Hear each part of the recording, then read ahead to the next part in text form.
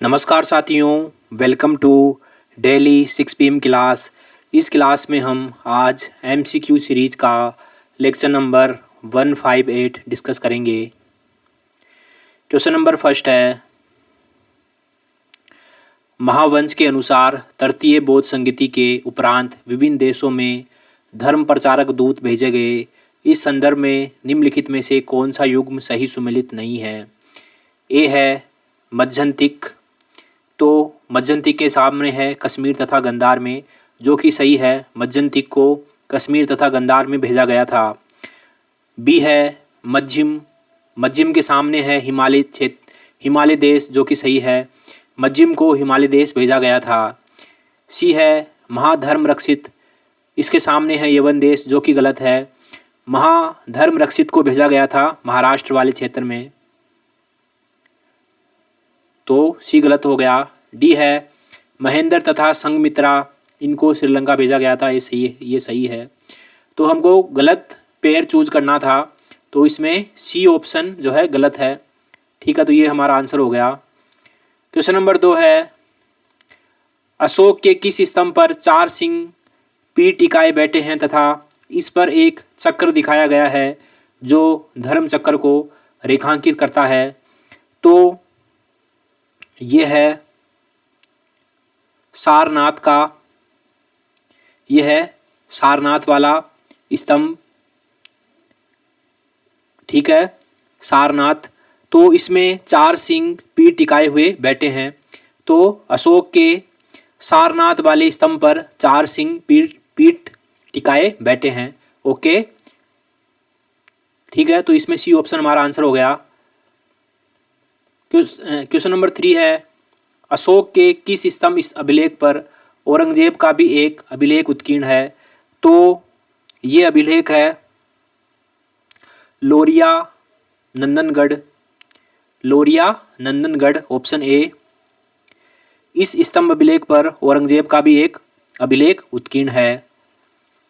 Question number 4 है, निम्नलिखित में से किसके दरबार में यवन शासक एंटियालकिडास का राजदूत हेलियोडोरस आया था, जिसने उस राजा के सम्मान में विदिशा में एक गरुड़ स्तंभ की स्थापना की थी? तो ये आया था भागभद्र के दरबार में। शुंग शासक भागभद्र या भागवत के दरबार में आया था एंटियालकिडास का राजदूत हेलियोडोरस। ठीक है, गरुड़ ध्वज स्तंभ अभिलेख पर 3 शब्द लिखे हुए हैं। एक है दम, यानी कि आत्मनिग्रह,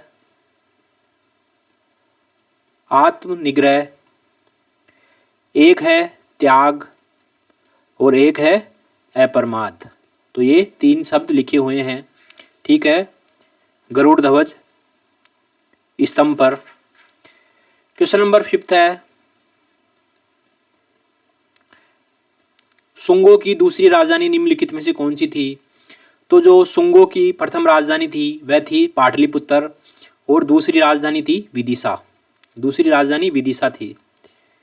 क्वेश्चन नंबर 6 है, निम्नलिखित कथनों पर विचार कीजिए।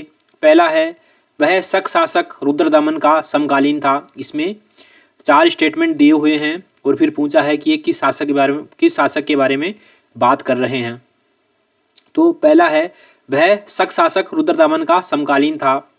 दूसरा है, वह अकेला ऐसा शासक है जिसका उल्लेख अमरावती से प्राप्त एक अभिलेख में हुआ है। ओके।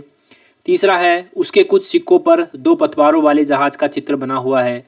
ठीक है। और चौथा है, टोलेमी के विवरण में इस शासक को सीरो पोलिमेओस कहा गया है, सीरो पोलिमेओस कहा गया है।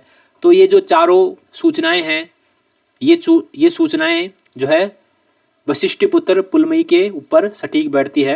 ये चारों सूचनाएं वशिष्ठिपुत्र पुलमई के बारे में है। ठीक है, जो वशिष्ठिपुत्र पुलमई है वह शक शासक रुद्रदमन का समकालीन था और वह अकेला ऐसा शासक था जिसका उल्लेख अमरावती से प्राप्त एक अभिलेख में हुआ है। ठीक है, और उसके जो वशिष्ठिपुत्र पुलमई है उसके कुछ सिक्कों पर 2 पतवारों वाले जहाज का चित्र बना हुआ है, जिससे ये संकेत मिलता है कि वह जो है समुद्र व्यापार में रुचि लेता था। और चौथा है टोलेमी के विवरण में इस शासक को सीरो पोलिमियोस कहा गया है। ठीक है, तो ये चारों सूचनाएं हैं वशिष्ठपुत्र पुलमयी के लिए सही है। ठीक है, तो इसमें सी ऑप्शन सही है। जो वशिष्ठपुत्र पुलमयी है ये गौतमीपुत्र सातकर्णी का उत्तराधिकारी था।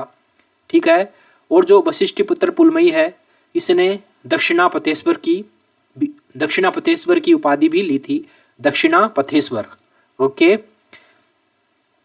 गौतमीपुत्र सातकर्णी, तो जो गौतमीपुत्र सातकर्णी है इन्होंने 106 एडी से 130 एडी यानी कि 106 ईस्वी से 130 ईस्वी तक शासन किया था गौतमीपुत्र सातकर्णी ने।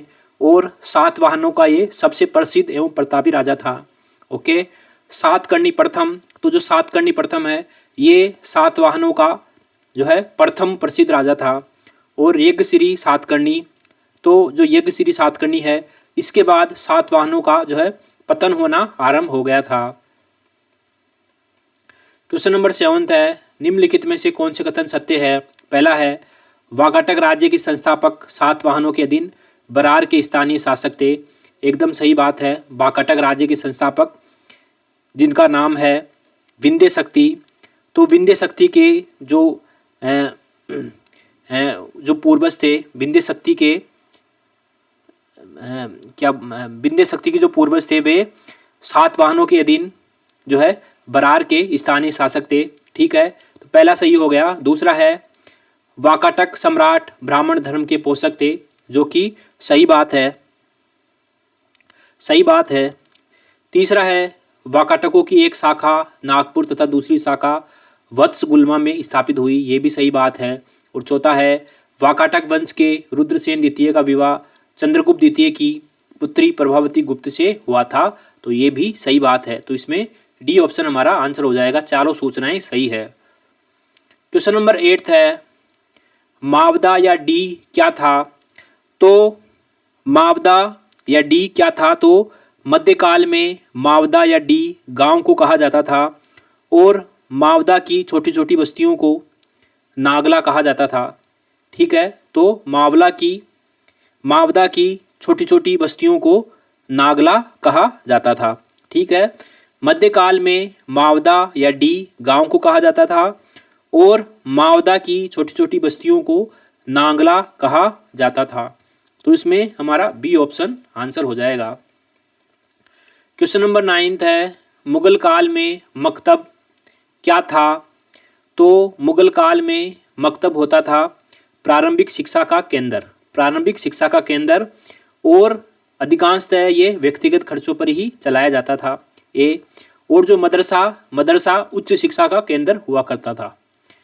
क्वेश्चन नंबर 10 है पहाड़ी शैली, राजपूत शैली, कांगड़ा शैली किस कला को प्रदर्शित करती है। तो ये चित्रकला को प्रदर्शित करती है। ठीक है साथियों, MCQ सीरीज का लेक्चर नंबर 158 यहीं समाप्त होता है। मिलते हैं अगले लेक्चर में, तब तक के लिए थैंक यू वेरी मच।